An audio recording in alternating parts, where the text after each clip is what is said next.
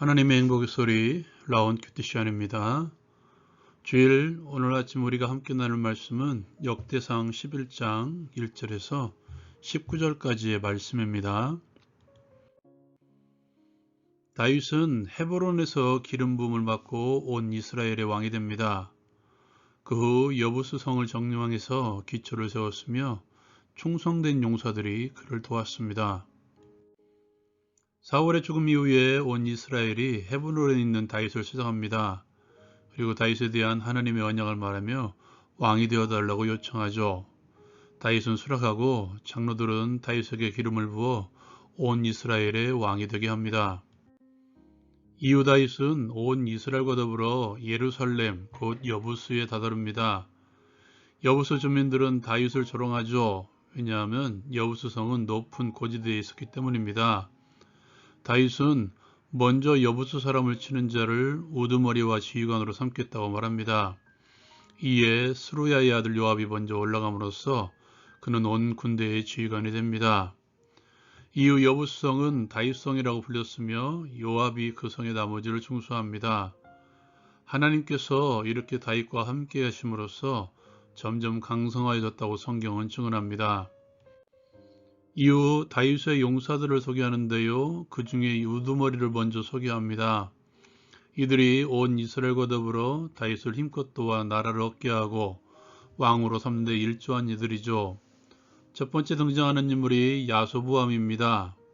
이 사람은 30명의 우두머리로서 창을 들어 한꺼번에 300명을 죽인 사람입니다. 그 다음에 등장하는 인물이 아호와 사람 도도의 아들 엘르아살입니다.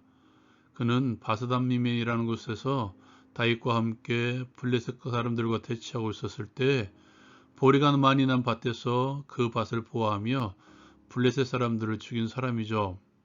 성경은 여호와께서 큰 구원으로 구원하심이었다라고 말씀하고 있습니다.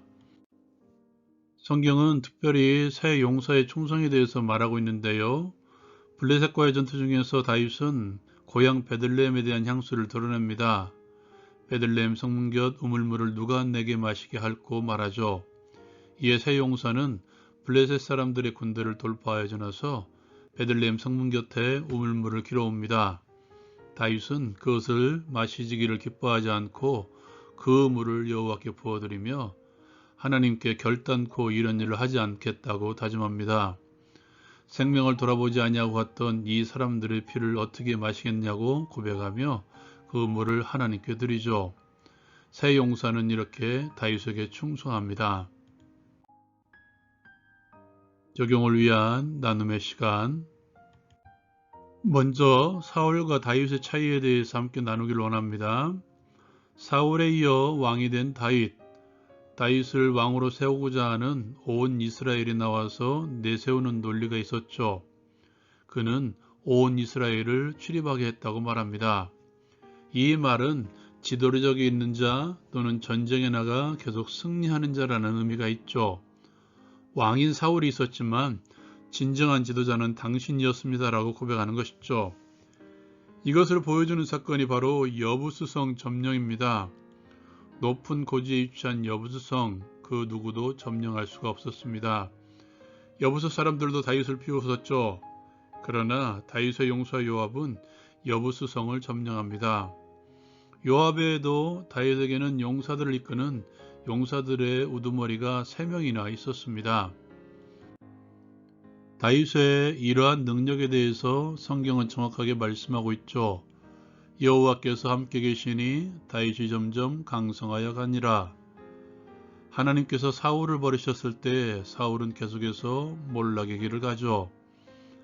하나님과의 동행의 삶은 우리의 삶의 가치를 달라지게 합니다. 목동이었던 다윗이 온 이스라엘의 왕이 된 것, 하나님께서 그와 함께 하셨기 때문입니다. 함께함과 떠남의 차이는 하나이죠. 바로 하나님의 말씀입니다. 사울과 다르게 다윗에게는 하나님께서 절대 기준이었고 하나님의 말씀이 삶을 결정하는 기준이었습니다. 사울과 비교해서 하나님의 말씀을 절대 기준으로 삼는 이들의 특징 가운데 하나가 자신의 잘못에 대해서 정확하게 인정한다는 것이죠. 하나님께서 사울을 버리신 결정적인 사건이 바로 아말렉과의 전쟁입니다.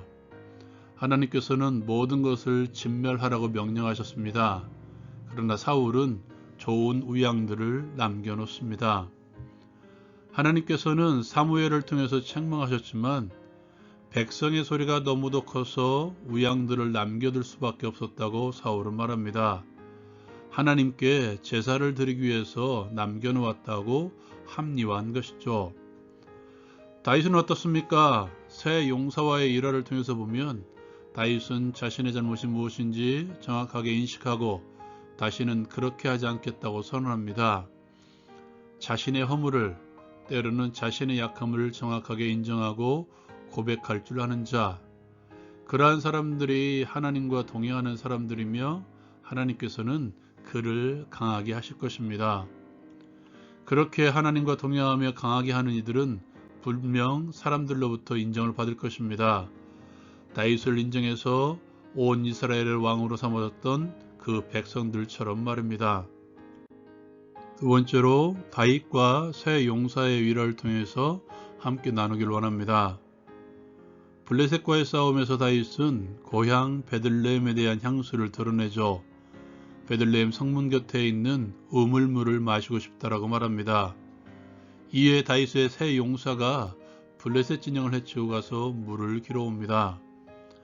다윗의 말에도 등장하지만 그것은 자신들의 생명을 거는 일과도 마찬가지였죠. 그렇게 떠온 물을 다윗은 여호와께 전제로 부어드리고 다시는 이렇게 하지 않겠다고 하나님 앞에서 회개와 서원을 합니다. 사람과 사람과의 관계, 교회에서 지도자와 지체들과의 관계, 지체들과의 관계 속에서 살아가는 우리들은 이 상황을 기억해야 됩니다. 자신의 향수를 위해서 목숨을 걸고 베들레헴에 갔던 이 상황에 대해서 다시는 그런 일을 하지 않겠다고 다짐한 다윗. 여기에는 두 가지 의미가 있는 것 같습니다. 자신을 위해 사람을 이용하지 않겠다는 것이죠. 지도자들이 더욱 그런데요. 사람들도 물론 마찬가지입니다. 자신의 유익을 위해서 사람들을 이용하지 않는 것이죠. 대선이 한창이었을 때 어떤 분이 이런 말을 했습니다. 우리 같은 정치인들은 지배자가 아니라 여러분들의 도구입니다. 어쩌면 그리스도인들이 이렇게 살아야 되지 않을까요? 무엇보다 우리가 나를 위한 도구처럼 사용하는 그 사람도 하나님께서 빚으신 하나님의 형상이라는 것이죠. 세상의 판단 기준이 가진 것을 가지고 판단한다면 우리 모두는 모두 최고의 것, 하나님의 형상이라는 최고의 것, 예수 그리스도의 핏값이라는 최고의 가치를 얻은 이들입니다. 그러므로 모든 이들을 대할 때 이것을 꼭 기억하십시오. 그들은 함께 하나님의 나라, 주의 교회를 세워나가는 동역자들이며 지체라는 것. 그리스도의 교회는 예수만이 주인이시며 그 안에 지체를 이루는 우리 모두는 다 동일하다는 것입니다. 이 의식을 가지고 모든 공동체 사람들을 대하십시오. 하나님만이, 하나님의 말씀만이 우리의 인생의 절대 기준임을 삶을 통해서 증명하게 하옵소서. 우리와 함께하는 지체들은 우리와 더불어 교회를 세워나가는 동역자임을 기억하며 나를 위해서가 아니라 교회를 위해서, 지체를 위해서 함께 동역하게 하옵소서. 예수님의 이름으로 기도합니다. 아멘. 오늘 주일입니다.